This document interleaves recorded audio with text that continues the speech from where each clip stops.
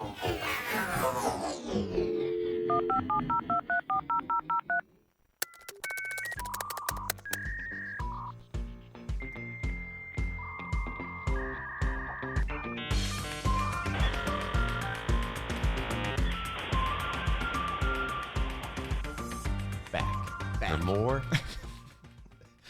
more tech, less Kevin, right? Less Kevin, more tech. All right, I see if you're paying attention. You passed. You passed.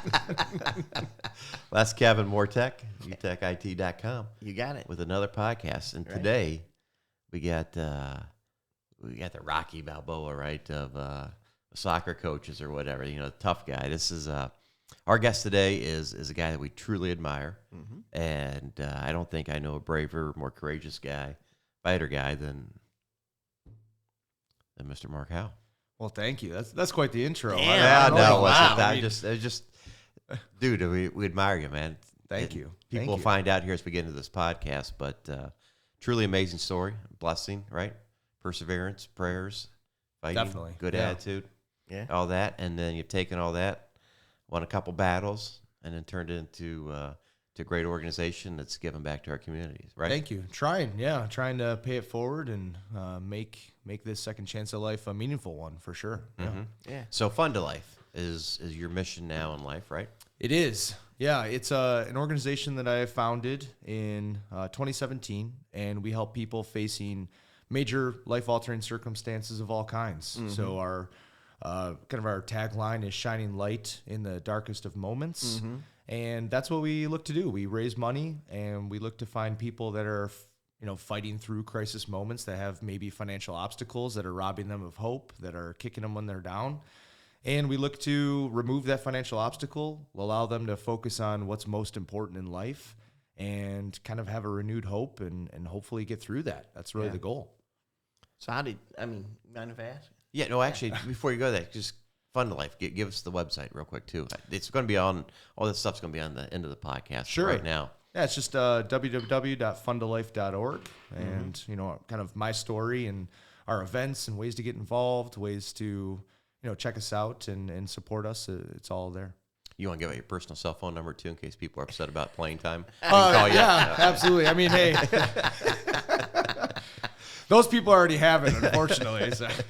Go ahead. We digress. So it's a great organization, right? But there's always a story behind the story. And, because I've heard you use the word mission. Yes. Right. So mission can mean a lot of things, but typically it means something that's really near and dear. So what led up to the creation of Fun to Life? Yeah, thank you. It's because Fun to Life it's a life mission for me, at this point. So 10 years ago, I was diagnosed with stage 4 melanoma. They found an 18-pound tumor in my pancreas. Wow. And it was about 2 weeks after my son was born. So life was a little bit of a whirlwind. My wife and I are settling in, trying to, figure out what are we doing with this kid at home and, all that fun stuff. And my stomach, I was just having some stomach pains, nothing major. And just went in for some scans and they're like, hey, you've got this giant mass and there's just no way it could be cancer. It's way too big. And so, went through the biopsies and everything. And it's like, oh no, that's cancer. Yeah. And it's bad. And so they rushed me into surgery. They said, you're probably not going to make it through surgery, but it's the only option you have. I was like, all right, well, if that's a pretty easy decision to make then at that point. Let's go. So went through it, and it was about a 20-hour surgery and, complete Hail Mary. They didn't think I'd make it through. At multiple points, they came out and kind of had the talk with my whole family and was able to make it through the night, made it through recovery, and it has its ups and downs, but eventually, got out of the hospital. And once I was home, it was evident that, the journey was really just beginning. Yeah. There was cancer already growing back. They thought that they got it all, but like 6 new tumors were already rapidly growing again, and it was just in the same space, and it was like, this is going to be ugly. So 18 pounds, a 20-hour surgery. Yeah, wow. And you're going into surgery, and they're saying you're not going to make it out. Most likely. Yeah, it was and it was one of those things like when they were saying, all odds are against you, and my surgical oncologist to this day, he kind of like kept some things close to the vest because he knew he knew what he was up against and the probability of not making it through. And I just it was almost like ignorance is bliss. I didn't know. I just never really considered the option of like not waking up. So it was just like, well, yeah, I mean, I have a son and I have about to how old get were through you this. at that time? 30. So you're 30. Yep. Whole life in front of you, optimistic as hell. Yeah. New baby. Wife and I had been married for two years. Yeah. New baby. It's like life's just starting. Really. So it was just it was kind of a whirlwind. Just total whirlwind. Yeah. And had tremendous support of the community around. Just kind of rallying behind the cause and everything. And fortunately made it through. And the biggest blow really came after, and that was once I got home and really we found out that, hey, this journey is just beginning, and you're going to have to find like the bleeding edge treatments. You're going to have to find stuff that's in trial phase only, phase 1, early phase stuff that we don't even know if it's going to work. So can I ask you a question, just out of ignorance? Yeah. So it was stage 4 melanoma. Mm-hmm. So when I think of melanoma, for whatever reason, I'm thinking a spot on the skin or. Oh yeah. But you're saying it's an 18-pound internal, almost a pancreatic form of a cancer. Almost, I mean, yeah, right. And that's what they thought it was originally. There's so many like little intricate details to the whole story. We could be here for probably 10 hours if we wanted to. But we got time. We got nothing going on. Right? Any more? Let's pour some more bourbon. Yeah. But so. They started me down a path of assuming it was pancreatic cancer. And then really it was a few doctors along the path were so pivotal in my journey simply because they made one decision over another. Right. And one of those first doctors was at St. Joe, and he was like, hey, we need to pump the brakes and we need to wait for these other test results to come back. And that was already my second opinion, where the first doctor wanted to go forward with an aggressive treatment for pancreatic cancer. Had I gone that route, I wouldn't be here today. It would have put me down a path of just my body not responding. It would have then eliminated my ability to participate in other treatments. Got it. There's so many little weird like routes that once you start down a path, it eliminates you from being considered for other treatments or other medications. It's a really goofy world. But see, people don't realize that. You know what I mean? No, And it's just... and you don't know when you're in it. Like, you have one doctor tell you one thing and you don't know. And you're just like, what? I either like what I hear or I don't like what I hear. So I'm going to go try to find something else out. And that's what we did because we weren't like, we didn't like the news that like, hey, so you might make it, I don't know, maybe a few weeks, maybe a year. It was like, well, that's not going to work. I'm 30 with a newborn son. We need to get some more opinions here. And, just because that doctor was like, well, we're going to wait and maybe put his ego aside. And so like, we need more information. I don't know everything. And when we got that news back, that's really what the first indicator was. Like, we're not even positive, but we think it's melanoma. And so in less than 3% of all melanoma patients, there's no skin lesions. There's nothing on your skin. Right, okay. It just kind of internalizes. And so not only did I have this massive tumor, but I was like in a super rare form of it. So we were kind of in uncharted territory from day one. So you're sitting there, and so you've made the decision. I'm going to fight it. I'm going to battle. And I heard you just say something like, we're going to have to seek out cutting edge. How did that come about? Because there's the tried and true, and then there's the roll the dice. So it was as simple or as complex as when I was once they diagnosed melanoma and they rolled out, I remember like it was yesterday, I can picture the piece of paper. My oncologist handed me the piece of paper and it had 4 treatment options. And it went from horrible to worse. And it was like, here's your short-term remission rate of option 1, which is the best one, was 15%. Long-term remission percentage was less than 2.5. And I was like, that's the best? That's the best one? Yeah. And then it just went worse from there. And so my surgical oncologist from day one, he was the one that was really in our corner. It was like, that's not going to work. He's like, I'm just telling you right now, like I saw it. I was in there. This is aggressive. This is unlike anything I've ever seen. And he's kind of treated me as like I would envision as a surgeon, you go through a lot of losses. You have some miracle stories, but you go through a lot of losses. I think that to this day, I'm that one story that like keeps him going back in, and it helps him like it was a win that he shouldn't have had. And he's like, oh my gosh, like there's something greater at work here. I can make a difference. There's no way. Yeah. Yeah, And he's like, he I can saved this one man's life and I shouldn't have. And so from that day, I think it was just like, he was in our corner and he was always pushing us like, hey, I'll do some extra research. You should go here. You should go there. Don't go there. Don't waste your time here. And it was just from his regard, it was like standard level of care is not going to work. You have to find stuff that is just in the beginning phases. Wow. You know, and as we know, just like the medical world is just changing so fast. I mean, it's like the longer you live, the longer you can live. You know, just more options are always readily available. And yeah. That's an incredible story, personal battle. And that was how many years ago now? That was 10. 10, okay, 10. wow. Yeah. And then how did that evolve and morph into your mission? So once we were starting that path of like, all right, we need to find these treatments, insurance basically said, well, we're not going to pay for anything outside of our little regional network. We're just not going to. And so a lot of those treatments were $10,000, $20,000, $30,000 that we wanted to do. And we're not a wealthy family. And so the community got wind of that. And they're like, well, you know, that's ridiculous. Like, we're not going to allow finances to get in the way.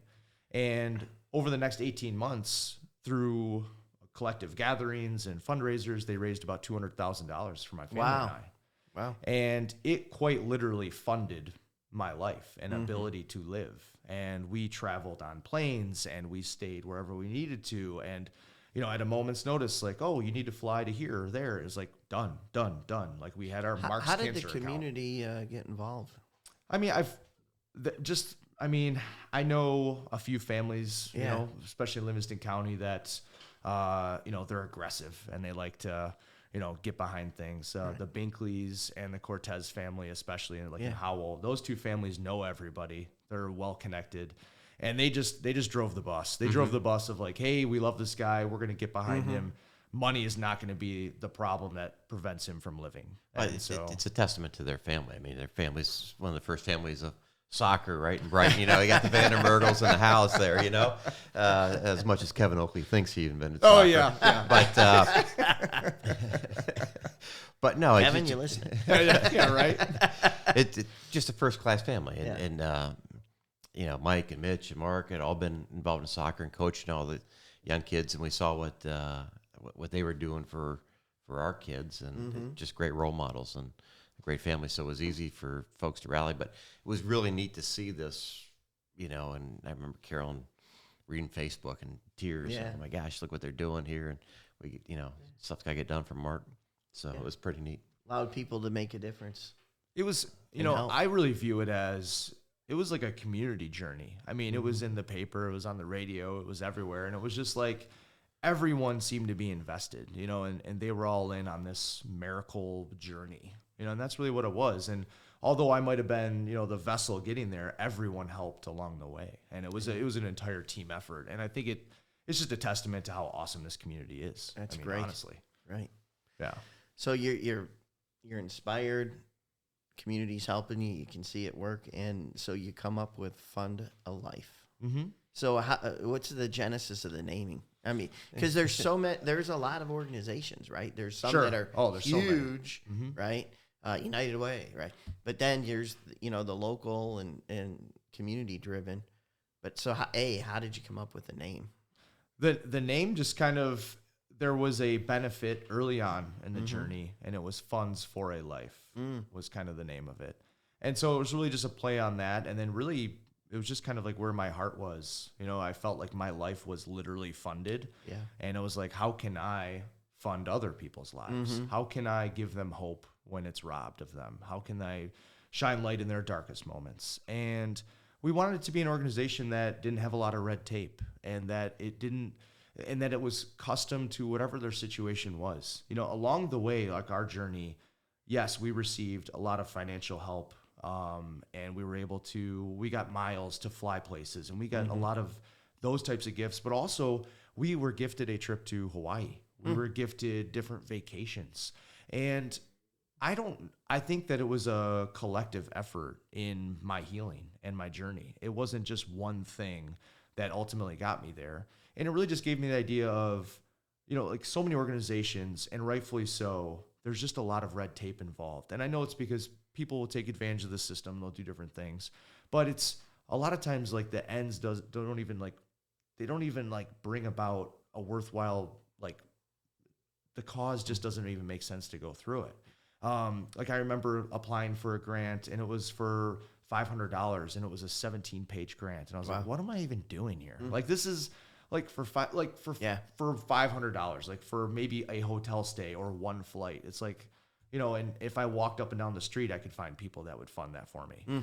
And it just seemed to me like there's just a disconnect between what people really need and how easy it should be available to them. And why should money get in the way of them just having hope? And it might not fix anything. It might fix everything, but it might give them a perspective or maybe allow them to focus on the things that matter most in life's most dire moments. And that's really what I wanted an organization to do. Wow. So since then we've been raising money, and we have just kind of a custom application process that's super simple. It's like 5 pages. And a lot of that is we just have 5 pages so that you can fill out a lot of the timeline and information, and it's super easy. And we do some vetting, and then our grant committee makes awards from there. It's, you know, we keep it clean, keep it easy. So what are some of the things you're doing to raise this money? Oh, you know, we're heavy in events, which is great, and also extremely taxing being a one-man operation. That's the problem of being small, right? Yeah, it's a pro and a con. You know, I'm in here with you guys. You know, like, oh, you guys want me in here at 9:30? Yeah, I'm in. I have no boss. It's great. I'm sure I can do that. And then also I'm like, oh, but if I'm in here for 9:30, that means I have to go grind it out more. Yeah, I got you. Yeah, but we have couple annual events, and then we're always, you know, we're relatively new, so we're still kind of finding our way, what our niches are. We do an annual 5K every summer, Run for Hope, right in Brighton. We do an annual golf outing that, due to the weather, was postponed, but is now coming back out on October 10th, so that's cool. And then we do, we just absorbed a new run this year, Run Through Hell. So yeah, it's kind of fitting. It's like, ooh. So, you know, we're able to take a little title like that and, you know, kind of put a spin on it with our mission. And, you know, we're looking right now. We always do a big Giving Tuesday campaign every year. That's the world's, you know, biggest day of giving. And that's an easy one to kind of wrap around. And, you know, we've been fortunate to partner with Brighton High School with Senior Survivor each year. We're looking to kind of expand that and take it to other high schools and help them kind of get more community involvement, make a bigger impact in their school and their community.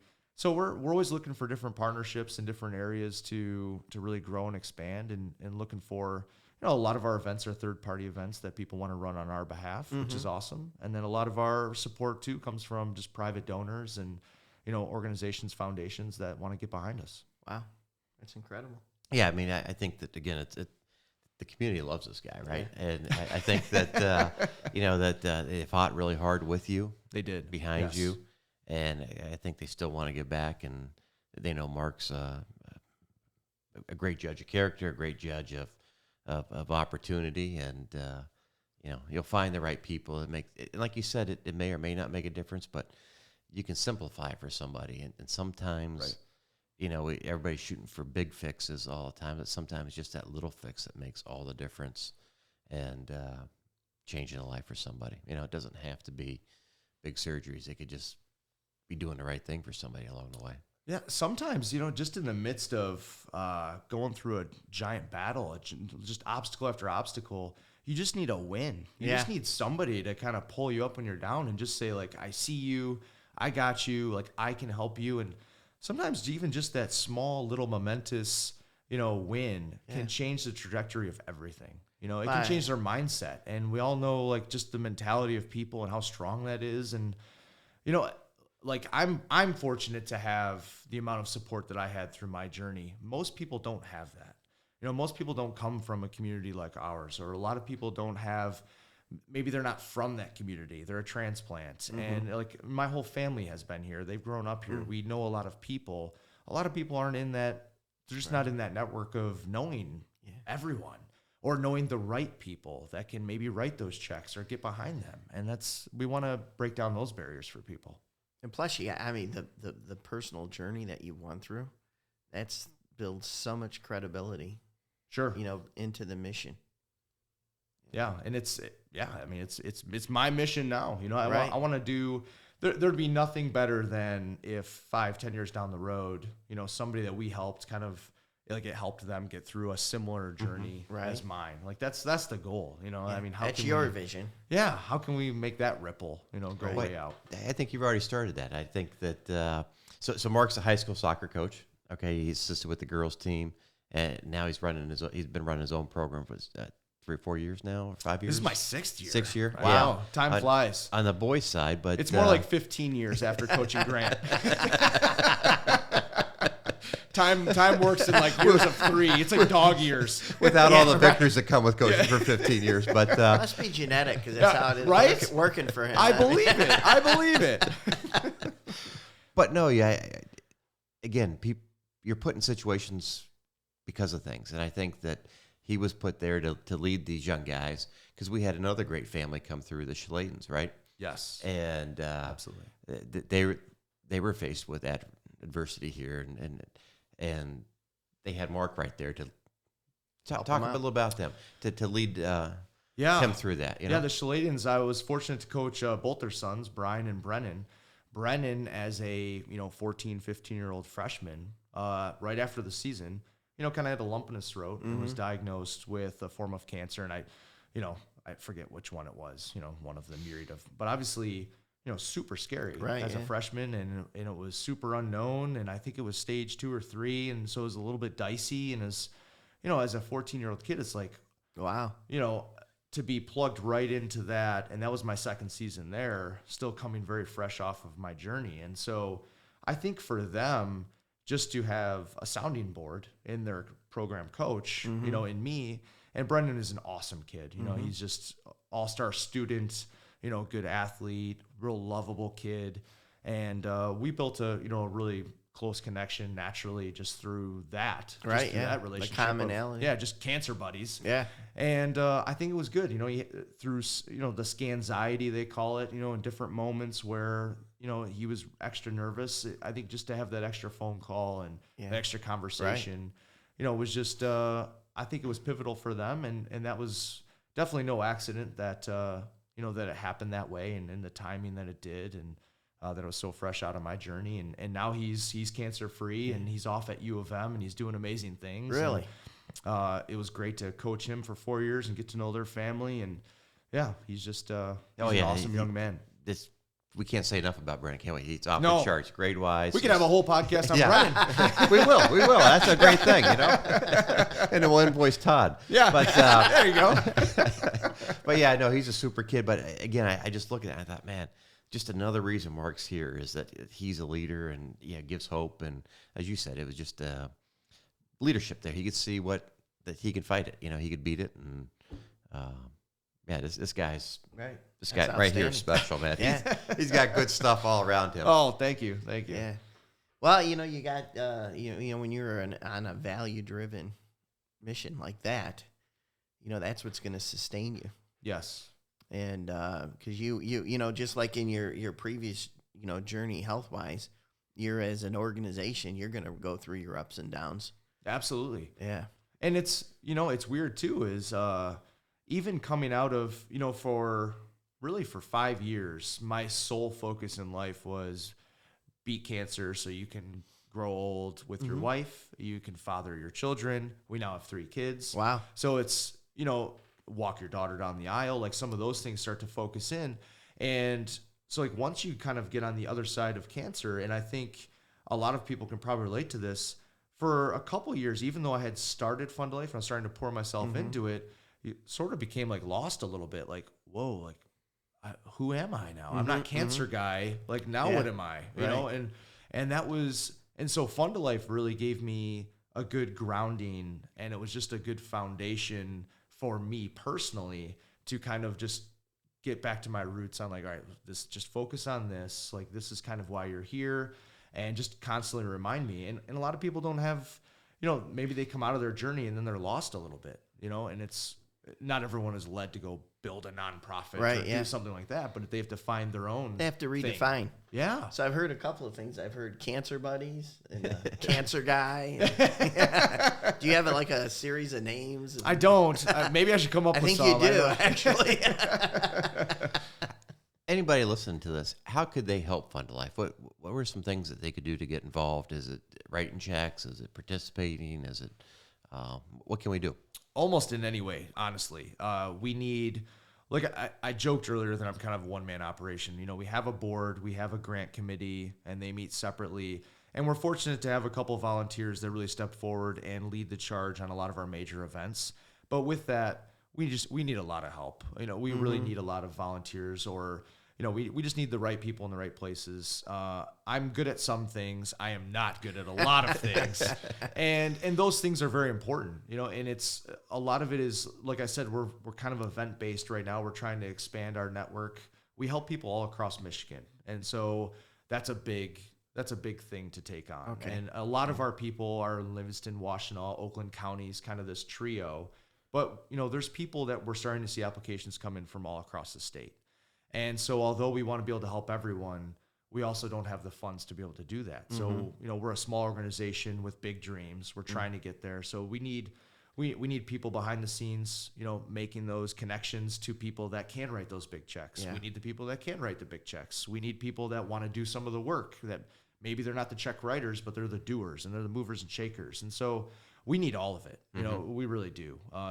More so, I think I need it. And it's also one of those things. It's just like, I'm not an organized person at all. So, and I know that I'm a connector guy. I like to get out and talk and, meet people and tell them the story. And then it's kind of an easier ask for me that way. You know, I just tell them like, hey, this is my story and this is what we're doing. Cool. You want to support us? Great. You know, and away we go. You know, but that's, I'm not behind the desk guy getting stuff done. And we need a lot of that type of stuff. Yeah, right. I can imagine. That gets overlooked. And it's an important point. You need the big checks, but we need people helping out, right? We just need people raising their hands saying, hey, I can, you know, fill out an Excel spreadsheet for you to keep track of this stuff, or I need to be there to help clean up stuff. I mean, compliance and regulation alone is such a full-time job. Yeah, I mean, it probably is. I don't know how much of that I'm doing. I'm one of those guys that's like, all right, I'm going to lead with my heart, and I'm going to go to bed, you know, with feeling good about myself at the end of the night. And I'm sure I make mistakes every day, but just go out and break glass, right? Break glass. That's right. I'm just trying to. At the end of the day, I'm trying to raise as much money as possible so I can give away as much as possible. And I was like, that's my goal. You know? Wow. Yep. It's awesome. It's a great so story. Big checks, raise hands. Yeah. Let's get rally behind Fund a Life. We got a golf outing coming up, and check out the website. And there's a lot of stuff going on, and you won't say no to anything, will you? Pretty much no. I get yelled at for that, but I shouldn't say no. I hope we, in our own small way, can help. Thank you. This. Yeah. Yeah, I know. You know, I've met with Kevin several times. He's always. I mean, he's great at even just when I'm in the room. He's like, oh, come walk with me for a little bit. He seems to know everybody. And he's like, talk to this guy, talk to this guy, talk to this guy. I'm like, okay. Yeah. And then you get over there and they go, who's that guy? Yeah. This guy just introduced this other guy. I don't know this. I don't know either one of them. Yeah, I know. That's fun stuff. All right. Well, should we ask the big question? It's all yours. What's your favorite bourbon? I don't know. Is it going to be this one? Well, yeah. What did you pour today? What do we have? We're doing a little Basil Hayden today. Oh, Basil Hayden. Very good. Yeah. I admittedly am not a bourbon connoisseur. My youngest brother is, and that's because he has a lot of money, so he can afford that stuff. Well, you see how big our pour is, right? Well, we got business to attend to. Yeah, that's right. We got to raise money and volunteer for Fund a Life. That's we right. We can't be I distracted. can't be falling down and be a headline news guy. Let's have a toast to your personal victory. Oh, thank you guys. And thank you for having me on. Thank you for refusing to lose there, Mark. Yeah, absolutely. Thank you. Cheers.